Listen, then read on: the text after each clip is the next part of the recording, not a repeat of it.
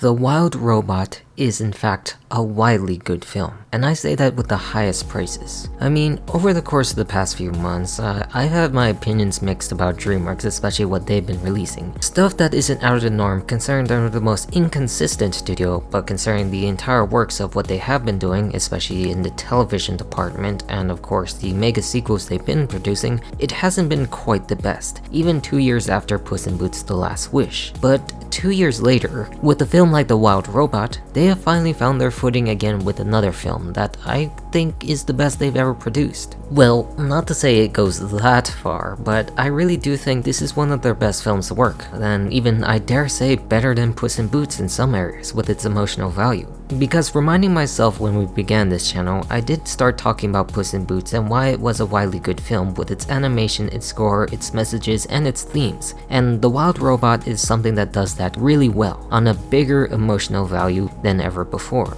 And the entire cast of this film is very phenomenal, including Lupita Nyong'o, who gives a great performance as a robot who slowly gets to be like a little bit more human with her emotion being connected as the mother figure of these creatures that she comes across on this island. It's just a very heartwarming story with the characters with its background messages and themes weaved in so perfectly into this world of great animation. Which is funny enough to talk about this since this style is similar to Puss in Boots, but actually even takes it a step further, which I think DreamWorks nowadays excels the best at doing this type of thing. A hand-painted aesthetic that is actually in fact inspired by classic Disney films, Looking at You, Wish, and also the works of Miyazaki. Which, sadly, talking about this, it's been reported it would be the final film to be animated entirely in-house at DreamWorks, shifting on outside vendors after 2024. Now, I didn't really want to mention this because when I was making the other DreamWorks videos about the problems I had with this studio, the rumors were actually growing about that, which I don't know how to completely trust the sources like Cartoon Brew, who actually talked extensively in detail about this, which I'm sad about, and that's something we're going to have to live with.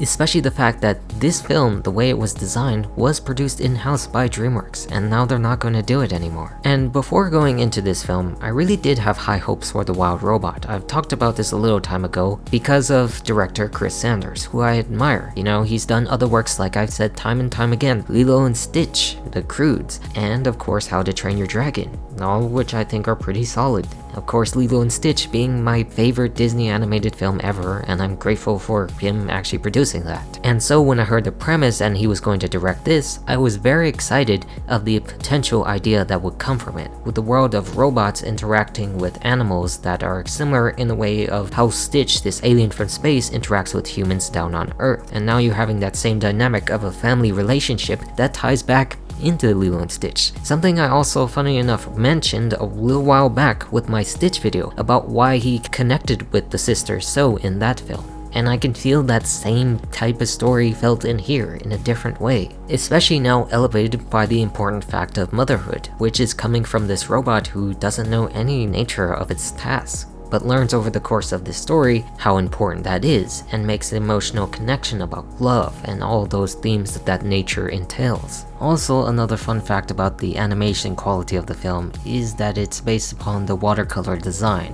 which in fact, Lilo and Stitch was also done based upon watercolor, which is cool, and I really love that feature. Something I fully agree where he said behind the scenes when he actually read the book he fell in love and felt was the right person to adapt the film, describing the book as deceptively simple and emotionally complex, which is exactly what this film is. The beauty is in the simplicity of the world, but also emotionally complex in the feelings between this robot and the animals she raises. Like, you can feel the emotion she's feeling, even though you don't really see it since it is a robot in Roz's own design, you know, by the way she interacts with the world and the characters. It kind of represents the innocence of a particular point of view compared to the wild side of nature itself, contrasting every single animal from Pedro Pascal playing this red fox or Mark Hamill playing this bear. And because of that, between the motherly nature of a robot and of course the youth of the animals in the forest, It makes it a great story for both young and old again. It doesn't actually have to apply to just one single generation, it applies to all generations because its themes and messages. For those mothers out there who take care of their children,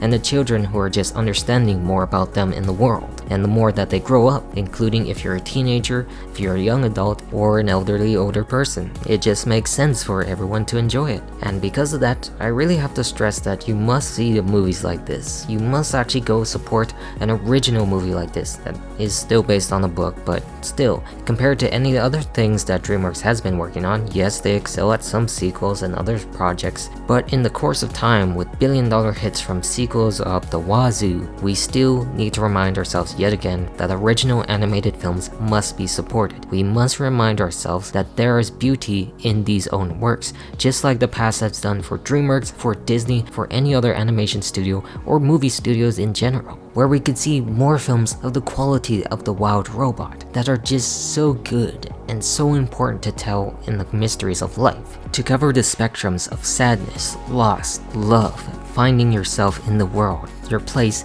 and the importance of life, where it's just so good to talk to you guys about something like this. And it's something I really can't wait to talk to you in full detail, of course with spoilers, when it finally comes out on DVD or other platforms. Because there honestly is so much to talk about that makes this film so different than what other films we've seen before in the past. But with that all said, that's all I have to share for you now. And again, hope you can see The Wild Robot, a widely good film. I'm all done. Goodbye.